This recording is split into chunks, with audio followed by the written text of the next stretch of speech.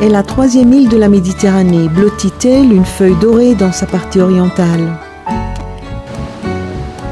Chypre, la superbe île d'Aphrodite, la déesse de l'amour et de la beauté.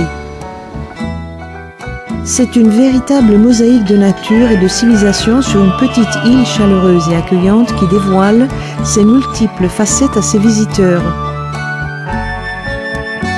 Sa situation géographique au carrefour des trois continents d'Europe, d'Asie et d'Afrique en fait un lieu idéal pour les rencontres.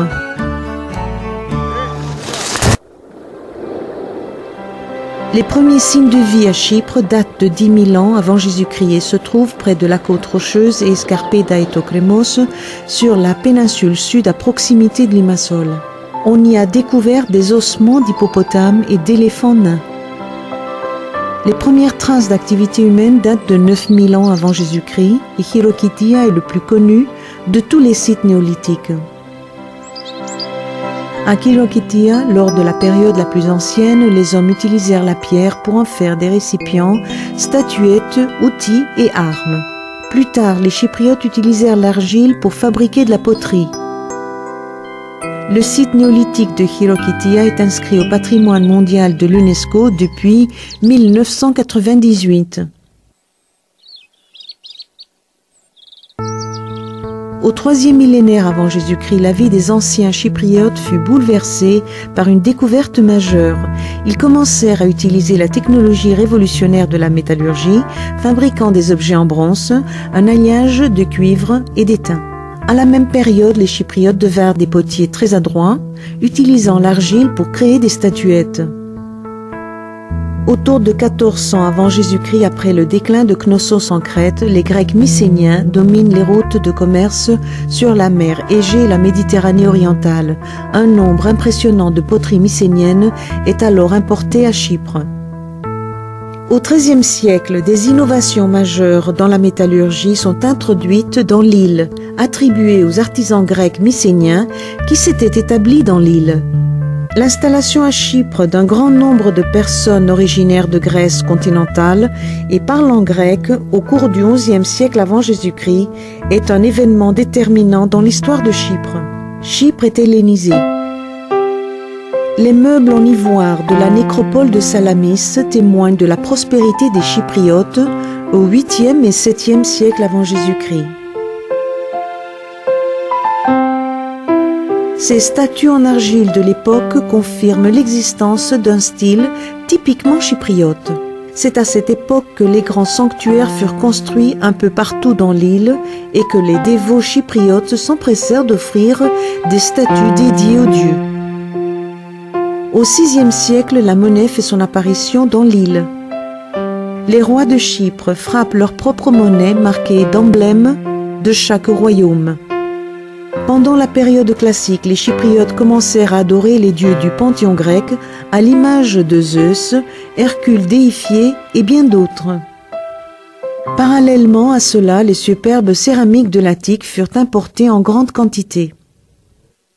Les tombeaux des rois sont un exemple architectural impressionnant de la période hellénistique, témoignant de la prospérité ainsi que de l'expertise et du savoir-faire en matière de construction développé à l'époque.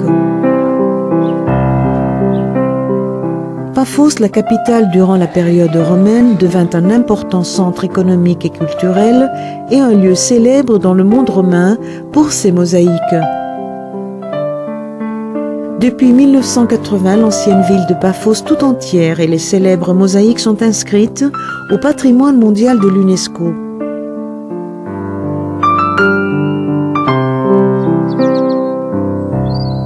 En 45 après Jésus-Christ, les apôtres Paul et Barnabé prêchent l'évangile dans toute l'île. Au cours des siècles qui suivent, la chrétienté s'installe durablement à Chypre.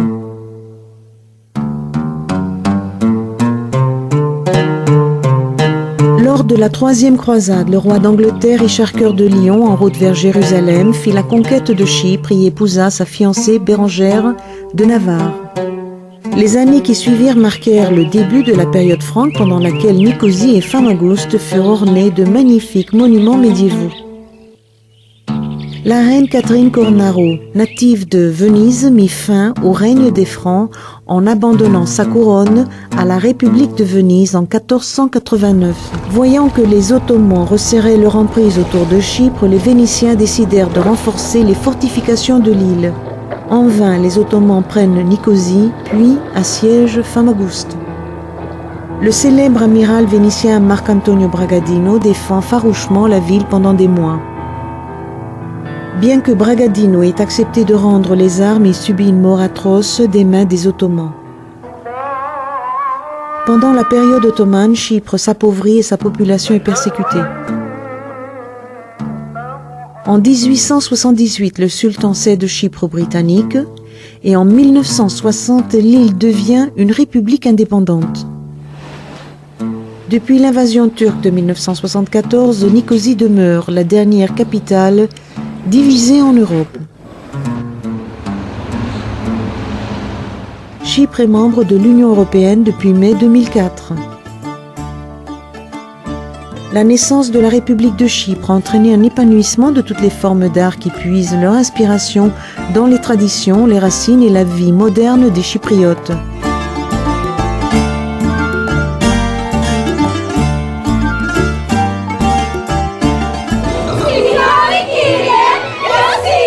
Le théâtre joue pleinement son rôle éducatif et divertissant.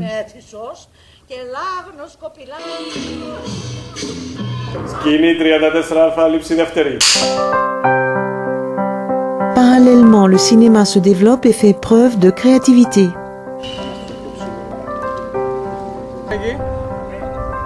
Chypre, grâce à son climat, ses paysages extrêmement variés, son infrastructure et ses services de qualité, devient un lieu très attractif pour les tournages de films. D'innombrables documentaires vantent la beauté et les richesses archéologiques de l'île et racontent son histoire et celle de ses habitants.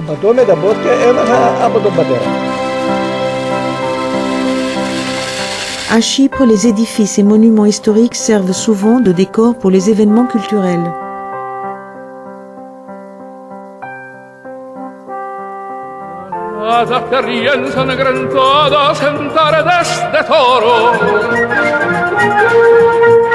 Perché conserva nel brujo de los ojos moros.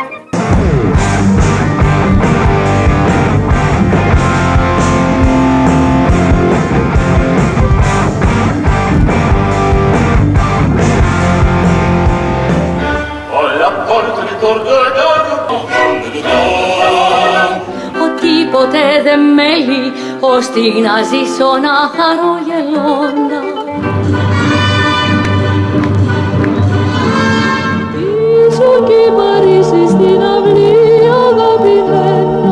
Les nombreuses écoles de danse et les représentations professionnelles témoignent de l'amour des Chypriotes pour la danse.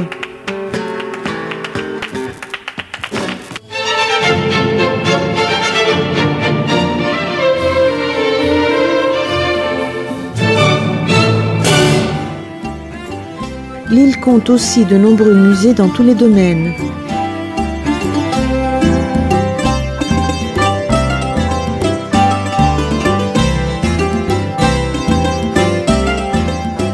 Les villes de Nicosie, Limassol, Larnaca et Paphos possèdent leur propre musée archéologique où le visiteur peut remonter le temps et voyager du néolithique jusqu'à la période romaine. L'Evendion, le musée municipal de Nicosie, est exclusivement dédié à l'histoire de la capitale. Le musée byzantin de Nicosie est unique en son genre. Il abrite une superbe collection d'icônes, de fresques murales et d'autres chefs-d'œuvre de l'art byzantin.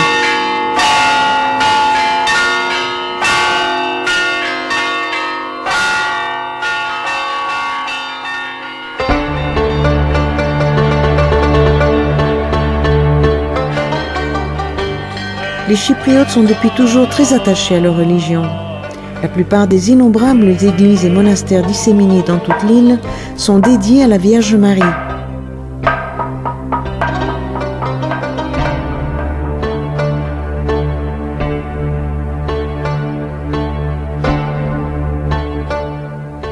Dans le massif du Troodos, on peut admirer les magnifiques fresques et icônes byzantines des 10 chapelles inscrites au patrimoine mondial de l'UNESCO.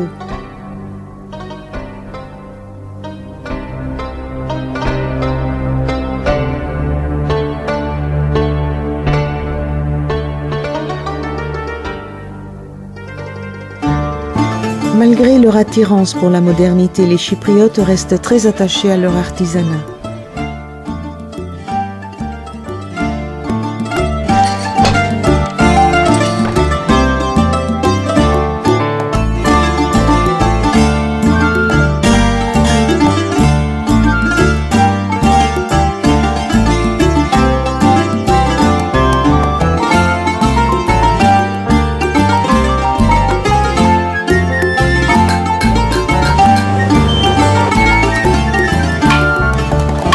Le musée ethnologique de Nicosie et les musées populaires de Yeroskipu, Avroru et Verinia contribuent à garder en mémoire les nombreux métiers et arts populaires d'une autre époque.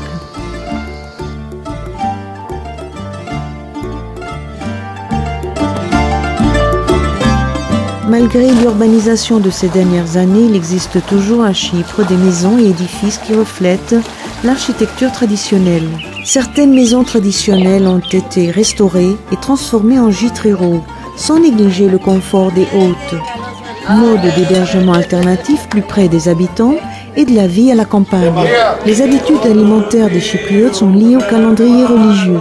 De nombreux Chypriotes jeûnent 40 jours avant Noël, 50 jours avant Pâques et les 15 premiers jours du mois d'août. Pendant cette période, le régime se compose principalement de plats variés à base de produits du terroir comme les légumes secs, les féculents, les légumes frais crus ou cuits à l'eau et du poisson. La souvla, morceau de mouton en broche cuit lentement à la braise de bois, est l'un des plats les plus populaires, de même que la félia, des morceaux de porc marinés dans du vin rouge et aromatisés à la coriandre. Sans oublier la moussaka, les tomates, courgettes, aubergines, poivrons et feuilles de vigne farcies de riz et de viande finement hachée. Tous ces plats sont accompagnés d'un vin rouge local. Les fameux mezés proposés dans les restaurants et les tavernes sont une sorte de menu constitué d'une succession de petits plats de spécialités chypriotes. Le halloumi, un fromage de chèvre chypriote, la lounza et les saucisses à l'ancienne sont des incontournables dans un bon menu de mezé. C'est dans le superbe décor naturel de Petra Touromiou que, selon la légende, Aphrodite, déesse de l'amour et de la beauté native de Chypre, aurait émergé de l'écume des vagues. Elle a marqué chaque recoin de l'île de son empreinte. Chypre, l'île aux facettes multiples, est héritière d'une histoire et d'une civilisation dont les racines remontent à 10 000 ans. Foyer le plus méridional de la civilisation hellénique, Chypre est aujourd'hui la sentinelle avancée de l'Union européenne en Méditerranée orientale.